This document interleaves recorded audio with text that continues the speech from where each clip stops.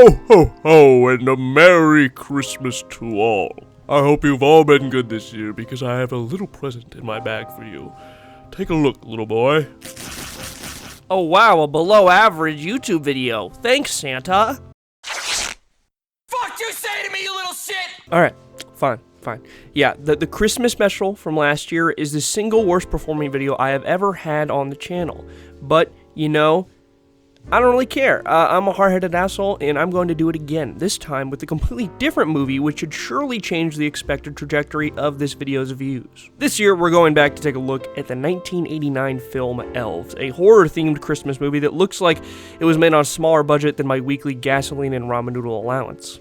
I have only ever heard horrible things about this movie, which is why I am extremely excited to get into it. So sit back, relax, and I hope you enjoy the show as we look back at a true Christmas classic, Elves.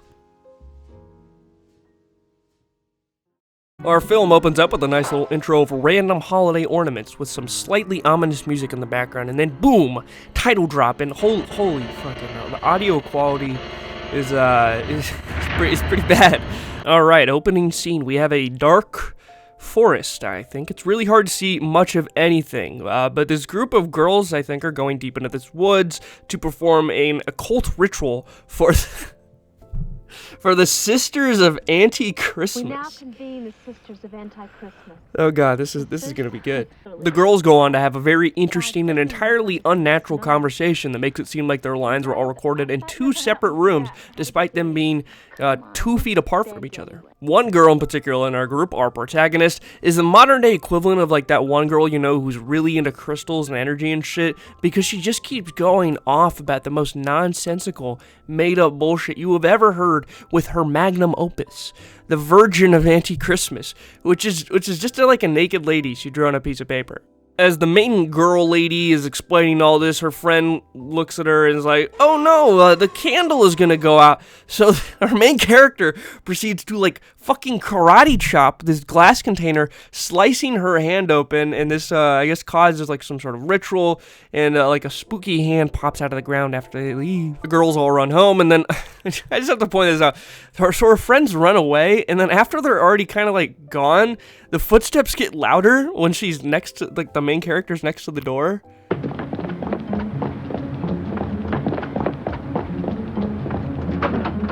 I don't think that was intentional. Right, so main girl goes into her house and then puts her grandfather's notebook back that she stole for some reason.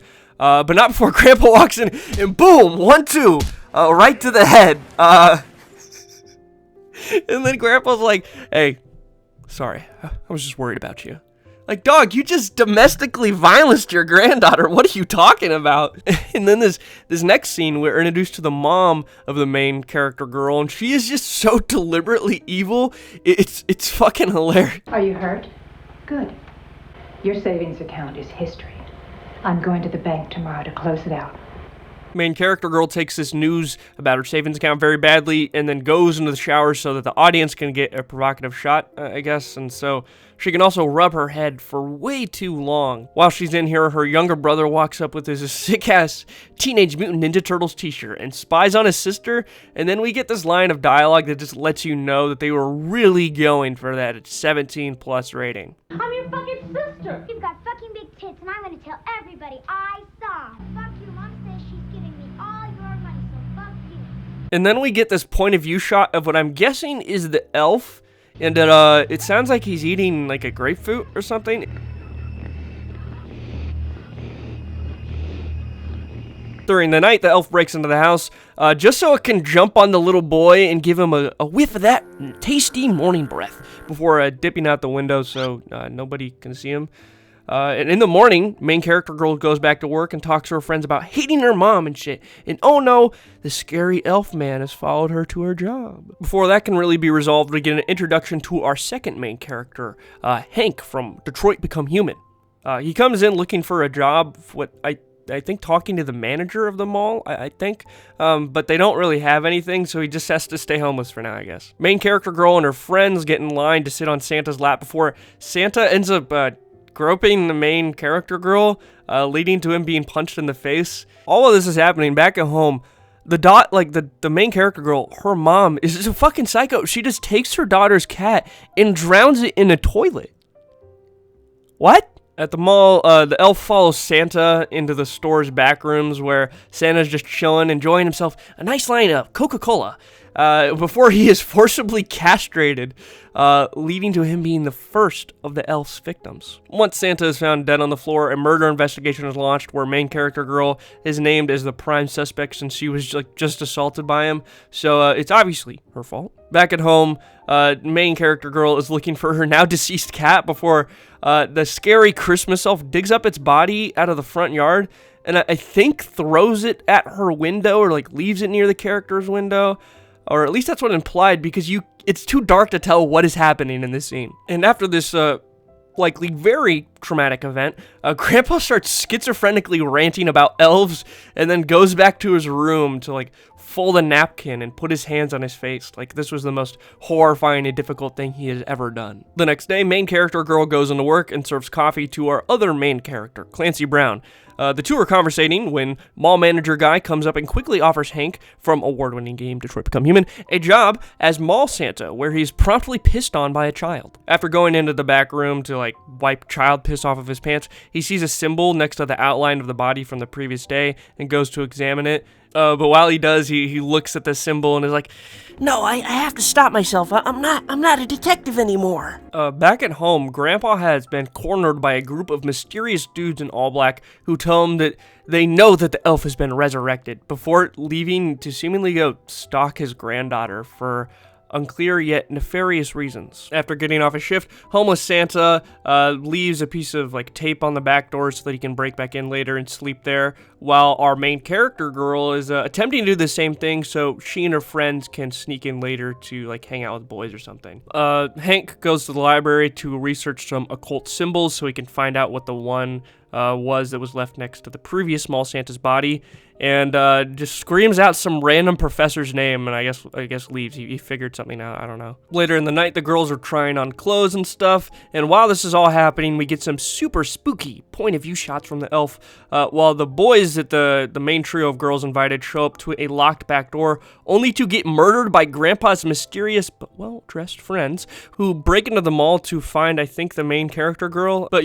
since these dudes broke into the mall, an alarm is sounded, causing the girls to freak out and run around, and one of them runs directly into an elevator with all these mysterious suit dudes who get annoyed by her screaming and just boom, quick shot to the dome. The Big Lebowski finds the dead body of one of the boys and starts looking around for where the girls might be, but is spotted by the evil dudes, which leads to a gunfight where none of them can hit fucking anything. Meanwhile, the main character girl's only other existing friend is somehow oblivious to the very loud and obvious gunfire erupting near her, but she finds her friend's body in the elevator and then starts running, screaming into the back area of the store, where she is quickly murdered by the elf. After main character girl's friends are now all conveniently murdered, the police show up to check on the store, but before they do, the detective dude finds another symbol by the most recently murdered girl that the elf keeps leaving around next to the bodies for some reason.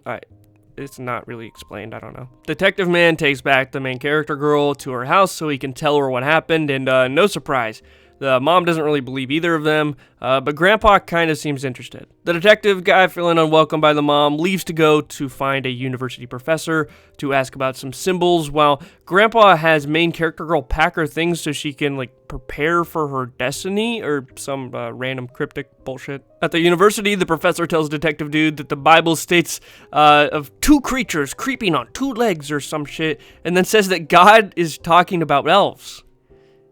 Obviously. And that the symbols that he's seen around everywhere, yeah, that's the tribute to the elf's symbol or some shit, which I don't know why the elf would be drawing that, but alright. And then after this nice little exposition dump, he immediately follows it up with, well, the Nazis believed in elves. I don't even think I can say that on YouTube, but it's the German group of fellows that really like that dude with the square mustache. Anyways, the detective is told to go learn about more of these fellows' involvement with the elves, and then leaves to go talk to another elf scholar or some shit, while Gramps is back at home making a glow-in-the-dark needle or something. I really can't tell what's going on in the movie anymore. Alright, back to main character girl. Her mom comes into her room to say, yeah, bro, I heard you weren't lying. Your friends actually did die or something like that. And so our main character's like, oh, Mom, I've been so worried. She does like this little trot into her arms, and then Mom is like, psych, I do not fucking love you, bitch. And then goes on this crazy plot reveal because our main character's like, why do you hate me so much, Mom? And so she's like, it's because you're an incest baby. Your dad is also your grandfather. And it does like this dramatic effect reveal, dude. I can't fucking take this. The man in the study is your grandfather. And your father! No! And then we flip back to the detective dude who figures out that the elves are some sort of experiment by that one group of guys that I mentioned earlier to make the perfect master race or some shit, which, yeah, this is like peak male performance or something, you know? And then the professor he's talking to drops this line. Daddy, what's elves? Elves.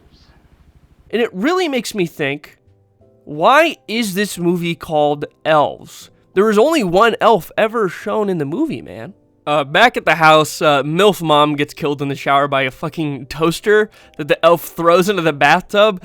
And then we get titty shot, of course. And, sorry, I just have to go off script again. Because, dude, this movie is like... It's like some shit you come up with when you're like 7 at a boy's sleepover. And you're maybe like, filling out a Mad Lib or something like that. And it's like, give me a noun. And you're like, titties. It's so much stupid, obscene, like, adult shit that they just threw in there. It's like, yeah, dude, some dude gets stabbed in the balls, and like, oh yeah, and then her boobs come out, she gets killed with like a toaster. Like, what it... And then we get the reveal that the grandpa was keeping it in the family to make like this perfect Aryan or some shit, and that's the main character girl. She is supposed to be like this sort of some Nazi, like, perfect gene seed. What? And the detective dude is getting chased by or followed by one of the guys who can not see. If you see what I'm getting at. It's so to like distract him, blows up his own car, and then just beats the shit out of this guy who starts foaming from the mouth and just dies. I don't. Anyways, the detective dude shows back up to the main character girl's house and starts arguing with the grandpa for being a guy who can not see. And then Grandpa's like, all right, fine, you got me. But that's not important now, because I'm just trying to use this girl so that the elf could breed her and make the master race, man. Like, it's not a big deal. And dude, we get the drawing back from earlier, the version of Anti-Christmas, and it's... And the grandpa starts drawing. He's like, see, these symbols came in your dreams so I could draw them. And we get this very nice, it's a neat little Buddhist symbol. Yes. After a shootout between the detective and all of those Reich fellows, the main evil leader of the group gets away and starts chasing the main character girl into the woods with her brother. And then the elf shoots the guy with a gun. What? And then the elf starts, like, chasing her and feeling her up. And I don't even want to show that part. That's just weird. So the brother runs back home and gets Grandpa's folded napkin that has this, like, glowing red glass shard or some shit so that they can kill the elf. And so he runs back, and then it takes the glass shard to the girl, and she starts having like visions or some shit of like a cup of tea or something. And so she has this revelation like, oh, I have to stab the ground, which causes this giant explosion. And then we get this scene that it's actually just 1.5 minutes of this. Of just like this special effect on screen. You can't even tell what is happening. There's just angelic singing and the shitty effect on the screen for an entire 1.5 minutes. I had to quadruple the speed of this to fit entirely within this time frame. And then the girl and her brother just magically wake up in the morning or whatever, and happily ever after, I guess. Wow. Just beautiful. The best conclusion I think we could have ever gotten from this movie. Yeah, that's all. That's all, folks. It's this is really the entire movie. You can actually go watch it for free entirely on YouTube. I encourage you to. It's really a special experience. Even though I tried to explain the plot here, there's so many things I skipped over. There's just so many stupid things that pop up in the movie that you wouldn't expect.